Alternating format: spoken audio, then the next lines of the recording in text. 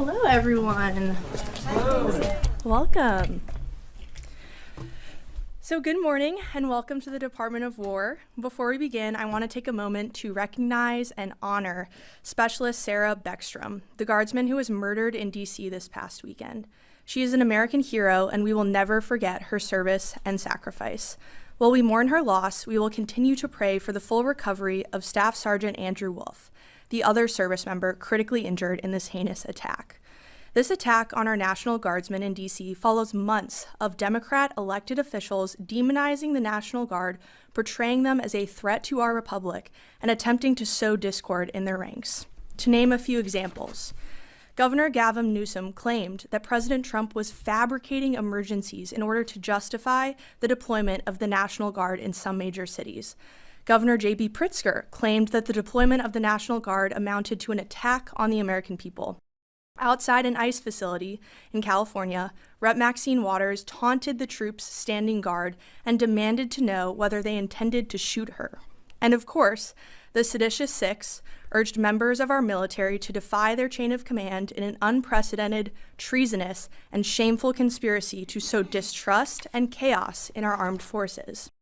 This rhetoric insults our warfighters who put their lives on the line every day to keep Americans safe, and it creates an environment where criminals feel emboldened to commit violent acts against them. Right now, over 2,200 National Guardsmen from all across the country are serving as a part of Joint Task Force DC, with an additional 500 on the way. Each one of them will continue working to ensure the safety of all who live, work, and visit the district. We will not lose sight of our mission. This targeting will only embolden our resolve. Our warriors are strong, and we will not back down until our capital and our cities are secure. Defending our homeland and rescuing America's greatest cities from endemic violence is the highest and best use of our military.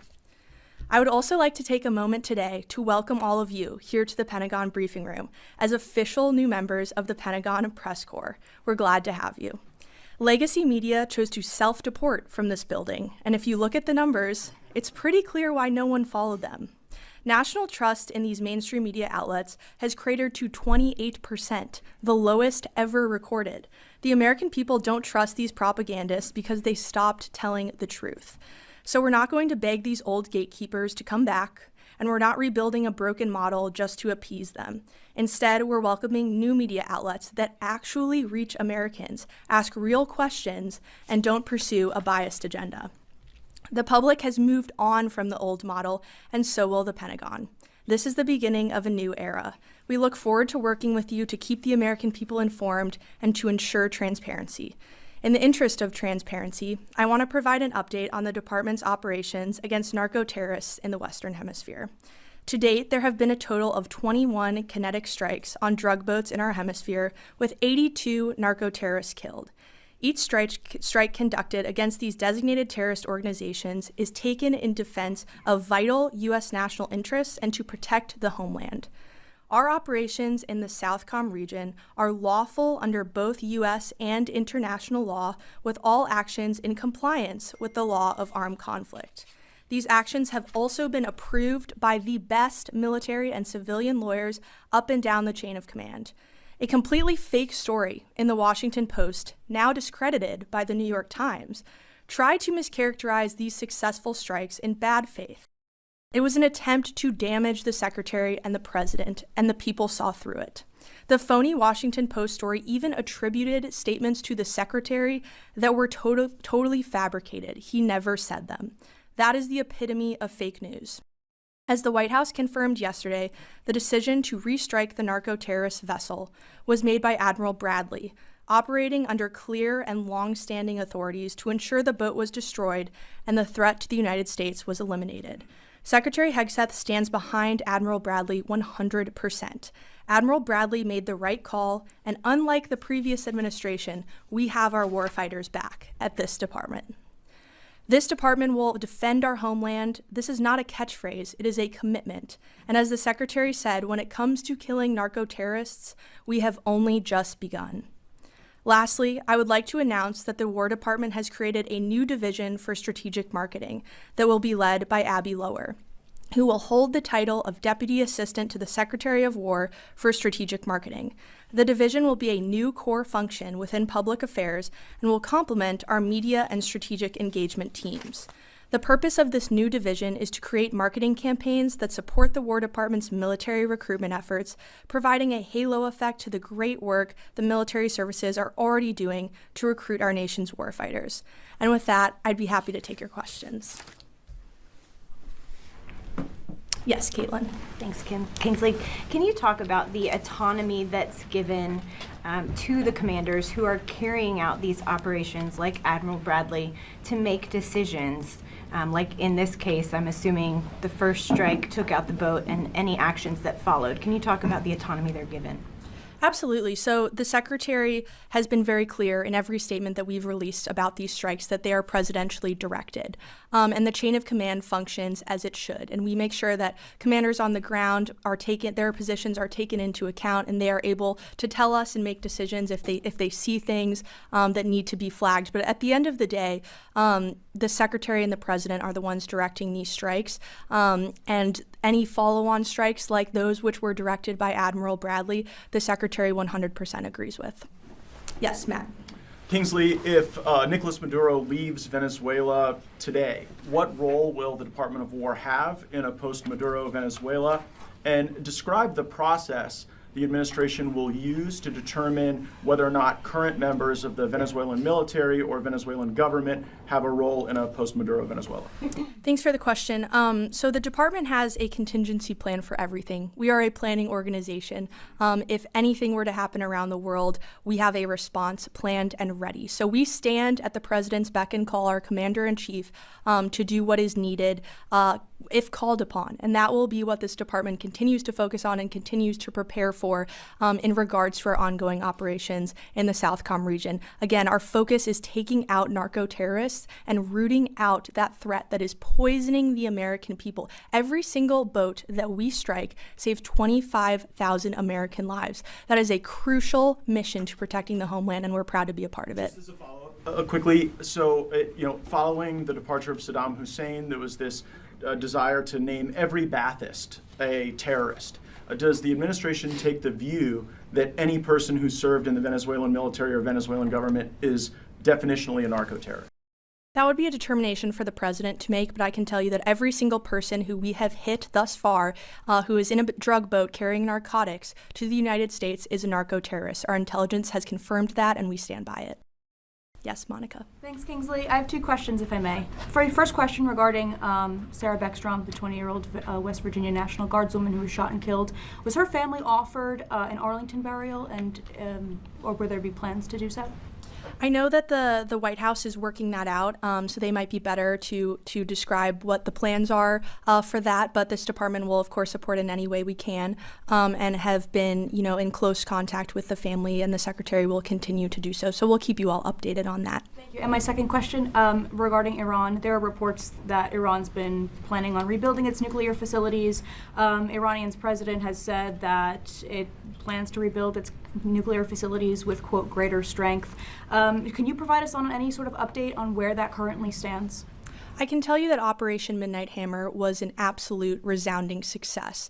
Iran's nuclear capabilities were totally obliterated, and experts estimated that, it would take 2 years for them to recover. So thanks to President Trump's bold and swift action, we were able to dismantle that threat to the American people. And I think it was also a historic operation by virtue of the fact that there was a clear end state. We have seen this department get marred down in the Middle East in endless wars, in nation building. That has stopped under this president and this secretary. We now have a clear end state, a clear mission set, and Operation Midnight Hammer was a success in dismantling that. Yes, Laura. Thanks so much for having me here today. Now that the president has started the process of designating the Muslim Brotherhood as a foreign Islamic terrorist organization, will the Department of War still proceed with selling F-15 fighter jets to Qatar? And how will they be able to train Qatari pilots at their air base in Idaho if Qatar is included in the designation? Thank you for the question. We take very seriously our partnerships, and we always do thorough evaluations to make sure that they protect our intelligence, our operational security, and that they serve the best interests of the American people. The U.S. military has a longstanding partnership with Qatar, and we look forward to continuing that partnership at our air base in Idaho. And I would just point out that for reference, the Mountain Home, Idaho Air Base is not just Qataris that train there. There are also Singapore military folks that are there as well. So it is a base that we do a lot of foreign military training, and we are thankful for those partnerships, and we'll continue to evaluate all of those to make sure, again, that national security is protected. That is the Secretary's utmost priority. But given the fact that the Qatari royal family and Qatar itself is the biggest financier, along with Turkey, of course, the financier of the Muslim Brotherhood, would that relationship and partnership be reevaluated since the designation could possibly include Qatar?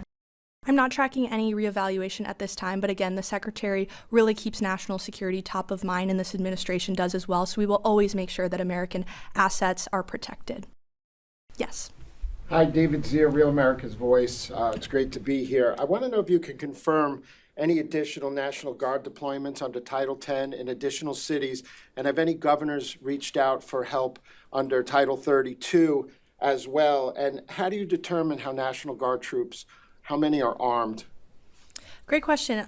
So I don't have anything to announce at this time in terms of new deployments, but I can tell you that our mission set is critical. We are keeping American cities safe all across this country, and we are going to remain committed to that. These missions aren't going to stop in Chicago, in Los Angeles, in D.C. We understand the urgent threat that is facing many of these cities, and the National Guard is proud to step in alongside our law enforcement partners to help with that. And I can confirm that everybody in D.C. is now armed, and a lot of our D.C. National Guardsmen are now also doing joint patrols with members of the police department here in D.C. So their safety is, of course, top of mind, and we will continue to make sure that they're able to do their jobs in keeping all of our great Americans safe across our cities. Yes, Bradley. We're now 90 days into these Venezuelan drug boat strikes. A growing number of members on Capitol Hill are getting their mettle up with regard to war powers. If they do move forward with some sort of war powers effort, will the administration seek to challenge the validity of the war powers resolution, or will it comply? I wouldn't want to get ahead of the president's decision-making process in regard to Venezuela, but I can tell you what I mentioned earlier is that the department is a planning organization. We are always ready. We have plans for every single contingency, and we are going to make sure that when it comes to narco-terrorism, we're dismantling that throughout the Western Hemisphere, and you've seen that in the success of our strikes. One follow-up, if I may. 53% in a recent CBS YouGov poll said they support the strikes on these drug boats, but 70% said no military operations within Venezuela. Nevertheless, members of Congress are increasingly calling for regime change there. What's the Department of War's message to those members of Congress?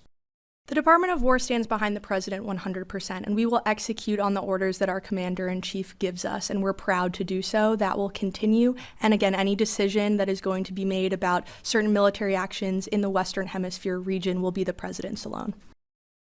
Yes. Todd Wood from CDM's Armed Forces Press.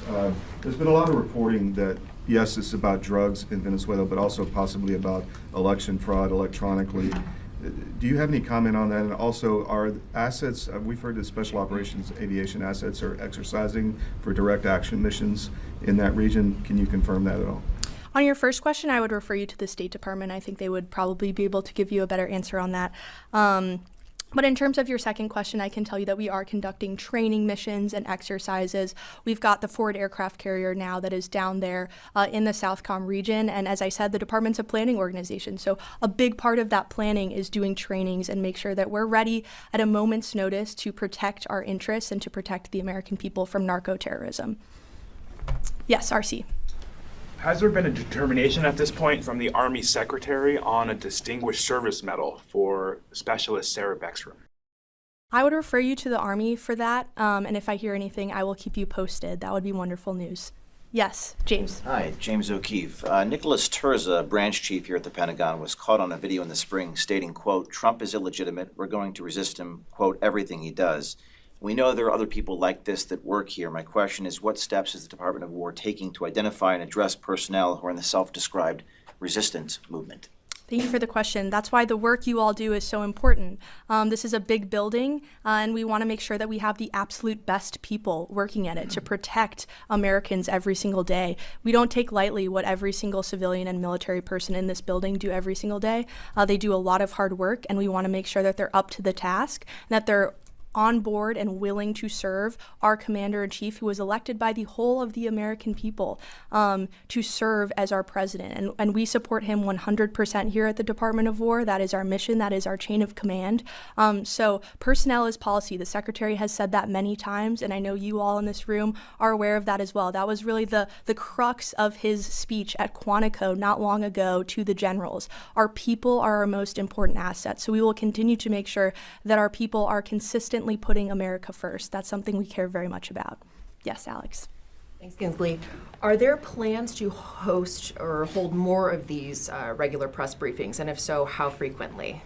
Absolutely, we'd love to. It'd be great to get everybody in here. I know we have the Christmas holiday coming up, but we'd love to make it a weekly or bi-weekly tradition. So we're excited to have you all in the Pentagon for those. And will we be receiving more readouts of the Secretary of War's meetings, with the President yesterday, much like the State Department and the White House, that provide readouts and scheduling and things like that? Will we be receiving more of those? Absolutely. In the interest, as I said in my opening, in the interest of transparency, we want to make sure that you all are informed. That's a commitment we take seriously.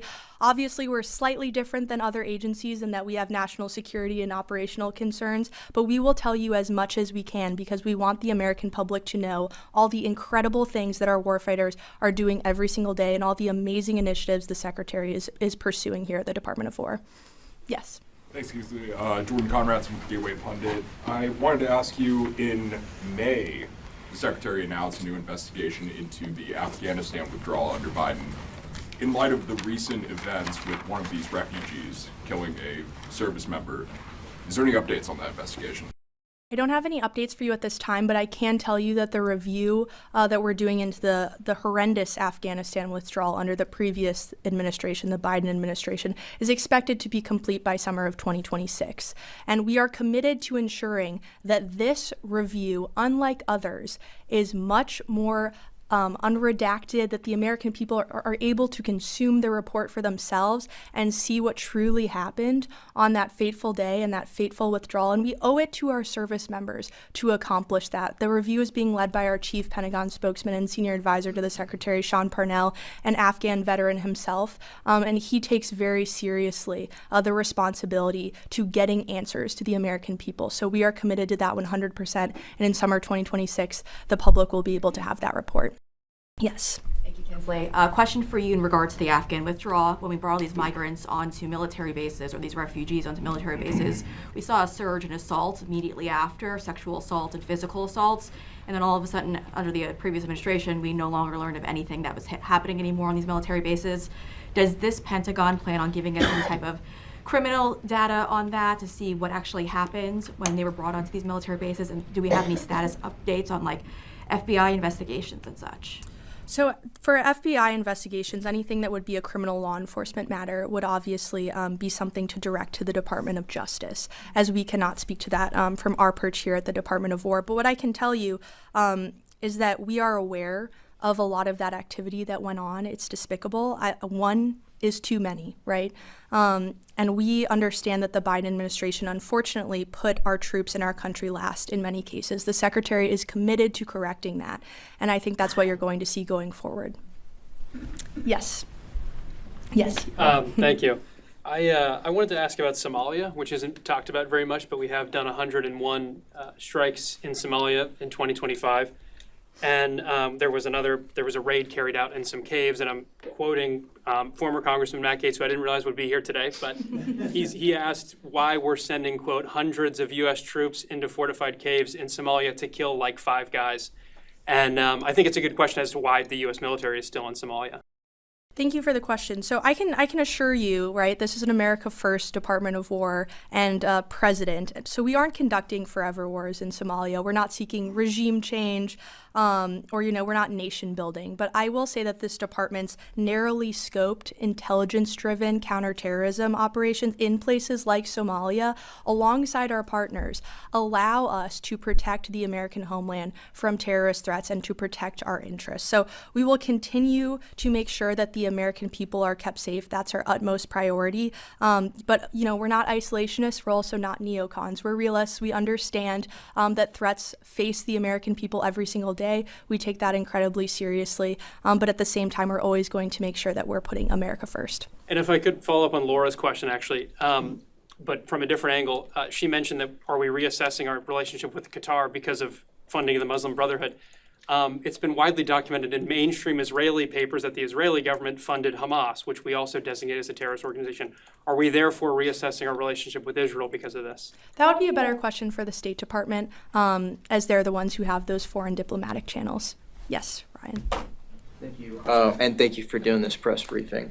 I wanted to get back to the Southcom strikes real quick, just broadly speaking, not specifically about the September 2nd strike, but broadly speaking, are we doing any kinds of post-strike assessments to determine that the intelligence that informed those strikes was accurate? Are we recovering any drugs on board those vessels? You mentioned each vessel struck is equivalent of 25,000 overdose deaths.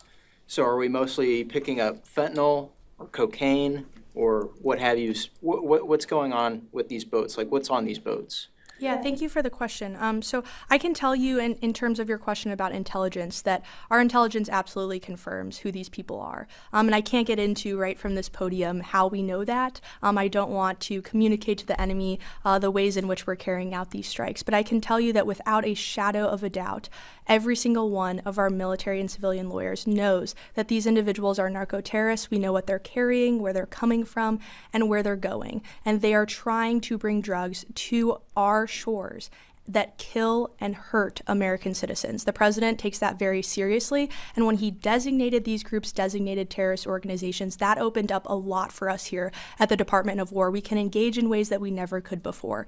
So that's all I can say at the moment on that topic, but I can 100% affirm that we know without a shadow of a doubt who these narco-terrorists are. Yes, Wade.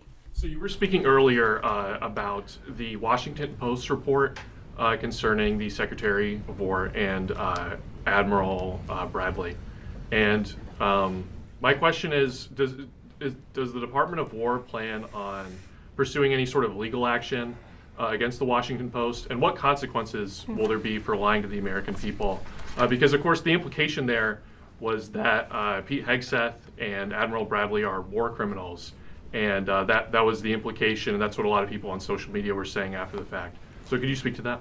Yeah, it is frankly disgusting that the Washington Post would publish something that is so insanely false. And we've seen this from the mainstream media before, right? Anonymous sources that are being quoted that probably have no idea what's going on. And the Washington Post actually went so far as to falsely attribute a quote to the Secretary of War, that he never said. That is preposterous that they would write that and pass that off as true journalism. Thankfully, the New York Times stepped in and corrected the record and let the American people know that what they were publishing was absolutely fake news. So the Washington Post, I think readership should think twice before reading that outlet again. It is disgraceful that they call themselves journalists, and we told them as such, right? We get press queries like we do from all of you. We told them this story was completely fake news on Thanksgiving evening with a 3-hour deadline, and they still published it anyway. It's disgraceful, but thankfully the American people see through it. Yes, Jack. Kingsley, does the Secretary's office or the Pentagon in general, the department, have a message for Senator Wicker, who as a Republican has now backed this inquiry into Secretary Hegseth, again, accusing him of war crimes? It seemed strange to see a Republican going after one of President Trump's own cabinet members.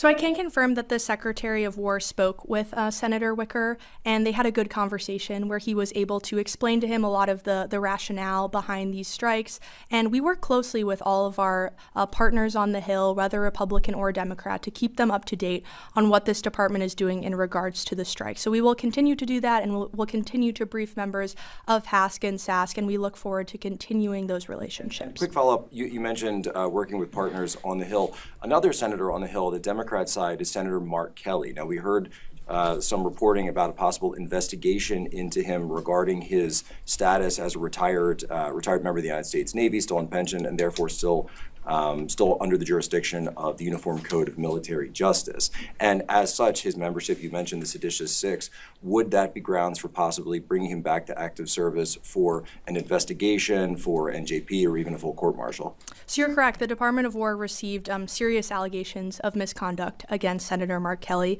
and in accordance with the Uniform Code of Military Justice and other applicable recommendations and regulations, we're doing a thorough review of all of these allegations. And the Secretary of War has tasked the Secretary of the Navy, John Phelan, with doing a thorough review, looking into all of these allegations and providing him an update on December 10th. So we will have more information to come on that. But I would just add that this despicable video that Mark Kelly participated in with the seditious six was a politically motivated influence operation that was an attempt to undermine the chain of command to sow distrust and division in our armed forces. That is absolutely ridiculous, and it puts our warfighters at risk. And again, he doubled down on the Sunday shows. I don't know if you all saw him on the Sunday shows, but he basically insinuated that service members who do not defy President Trump's orders could face potential prosecution in the future when Democrats are back in power. He even called our troops and likened them to those of the Russian military. This is totally disgraceful from an elected official, and the department takes it very seriously, and that is why we have launched this review. And just to be clear, so if Secretary Phelan were to recommend court-martial, that would be on the board? What was the question? Sorry. If Secretary Phelan were to recommend court-martial, that could be an option on the table? All options are on the table at this moment in time, and we look forward to getting the Secretary of the Navy's review. And the Secretary of War has been very clear in his statements as well that he takes this extremely seriously, and it is unacceptable. That's all the time I have today. Thank you all so much. I really appreciate you coming out.